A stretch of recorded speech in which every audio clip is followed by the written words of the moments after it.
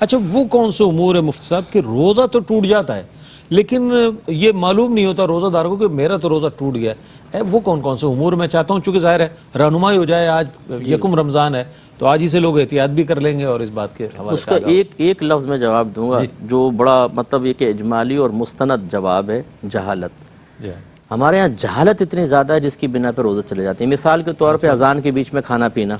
اچھا، اور اتنے استقامت پذیر اور جرأت مند مسلمان ہے کہ اگر آپ سمجھائیں کہ بھئی اذان فجر تو فجر کے وقت میں ہی دی جائے گی، اس سے پہلے نہیں، اور فجر کا وقت تو سحری بند ہونے کے بعد ہی ہوتا ہے، تو گویا کہ آپ نے فجر کے وقت میں کھایا پیا تو سحری بند ہونے کے بعد کھایا، آپ کو روزہ نہیں ہوگا۔ بڑوں کو دیکھا کرتے ہوئے لاؤ دودھ کا گلاس، وہ پی لیا صاحب، انہوں نے ماننے کے لیے تیار نہیں۔ اتنے میسج آتے ہیں استاد گھر والوں کو سمجھا کے تھک گئے، یہ جہالت ہے۔ اسی طریقے سے سائرن پہ روزہ کھولنا اور اذانوں پہ بعض اوقات مؤذن صاحب جو ہیں وہ پہلے سائرن بجا دیتے ہیں، وہ پتہ نہیں اس کو بھوک لگ رہی ہوتی ہے کیا ہوتی ہے، وہ بٹن دبایا پہنچ گیا حجرے میں، تو وہ گڑبڑیں۔ تو یہ بھی ایک ہے کہ بھی اس سے اذان سے روزہ کھولنے بند کرنے کا تعلق نہیں ہے، سائرن سے نہیں ہے، وقت سے ہے۔ آپ وقت دیکھیں اس کے بعد کریں۔ اسی طریقے سے ایک صاحب نے کہا میں منہ میں پان رکھ لیتا ہوں، پی کے اندر نہیں جانے دیتا، وہ باہر پھینکتا رہتا ہوں۔ اعلیٰ حضرت رحمۃ اللہ علیہ نے فرمایا کہ چاہے منہ میں رکھے، یہ اس کے ذرات غیر محسوس طریقے سے حلق میں اتر جاتے ہیں، روزہ ٹوٹے گا۔ اسی طرح آئی ڈراپس وغیرہ جو ہیں، یہ بھی بعض لوگ سمجھتے ہیں، کیونکہ پرانے فقہائے کرام نے اپنی کتب میں یہی لکھا کہ کان میں دوا ڈالیں گے روزہ چلا جائے گا،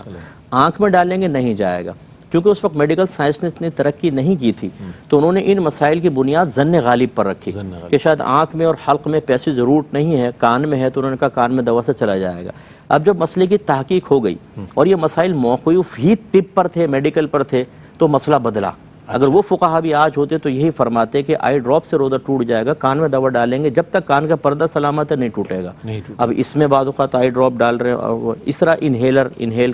کرنا، تو اس میں لکوڈ چونکہ دوا ہوتی ہے۔ ایک مجھے بھائی نے کویسچن کیا کہ وہ ان کو نیند نہیں آتی